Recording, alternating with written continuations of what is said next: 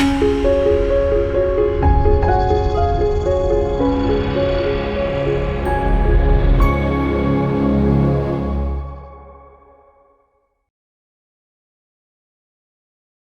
Me journalist Navatha. Welcome to R voice.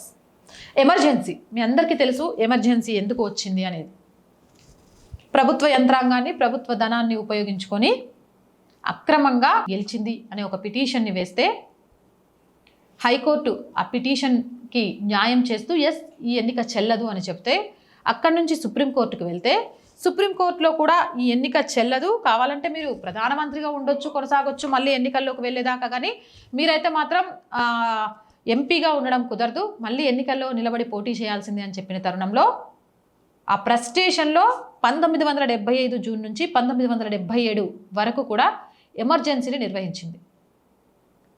ఆ emergency period తర్వాత వెంటనే ఎన్నికలు జరిగాయి.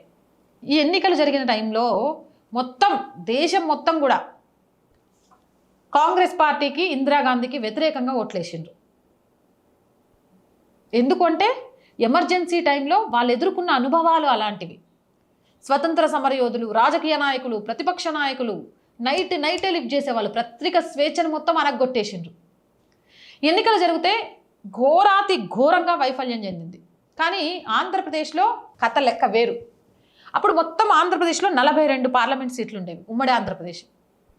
ఈ 42 ఆంధ్రప్రదేశ్ సీట్లలో కూడా 41 ఎంపీ సీట్లను కాంగ్రెస్ గెలుచుకుంది. అంటే దేశం మొత్తం ఒకవైపు ఉంటే ఆంధ్రప్రదేశ్ ఒక్కటి ఒకవైపు ఉంది. 41 ఎంపీ స్థానాలను గెలుచుకుంది. 41 ఎంపీ స్థానాలను గెలుచుకుంటే ఈ 41 ఎంపీ స్థానాలకు గాను ఒకే ఒక్క ఎంపీ స్థానం అప్పుడు జనతాదళ్ పార్టీ అనుకుంటా అదే ఉంది. దాన్ని నీలం సంజీవ్ రెడ్డి గారు గెలుచుకున్నారు. అసలు ఆశ్చర్యం. ఈ విషయాన్ని ఇందిరాగాంధీకి ఫోన్ చేసి ఇక్కడ ఉన్నోళ్ళు చెప్పిందట. ఆమె నమ్మలేదట. నిజంగానా మనం 1 గెలిచామా 41 గెలిచామా అని.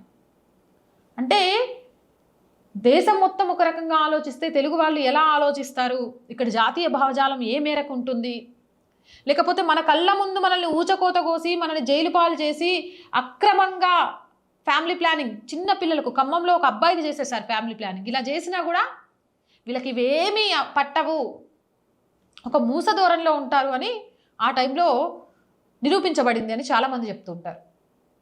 41 సీట్లు వస్తే ఆమె చాలా హ్యాపీగా ఫీల్ అయిందట. ఇదే ఆంధ్రప్రదేశ్ ఎట్ 41.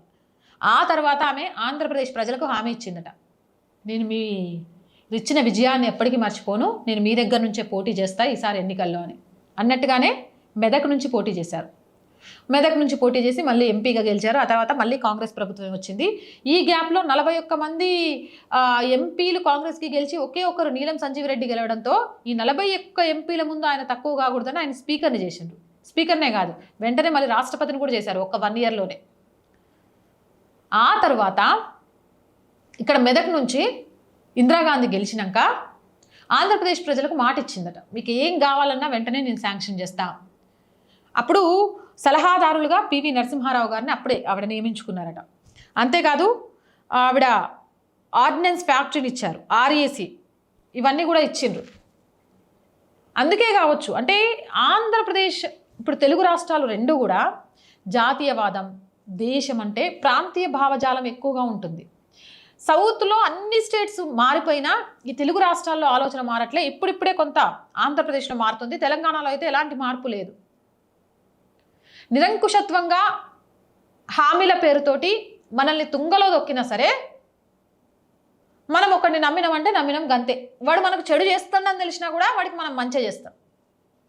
గట్లాంటి ఆలోచనలు, పిచ్చి ప్రేమే ఈరోజుకి మనల్ని ముంచుతుంది. ఆ విషయాన్ని తెలియజేయడం కోసం ఇకనైనా ఆలోచించి ఓటేస్తారని ఆశిస్తూ ఈ వీడియో చేయడం జరిగింది. మీ అభిప్రాయాన్ని కామెంట్ చేయండి. జై హింద్, జై భారత్. అండ్ రోజు చెప్తుందేనండి, R group of channels, R voice, R political, R Sanskriti, ఇవి 3 మన ఛానల్స్ ఏనండి. So please subscribe our channels. Content బాగుంది అనిపిస్తే లైక్ చేయండి, షేర్ చేయండి.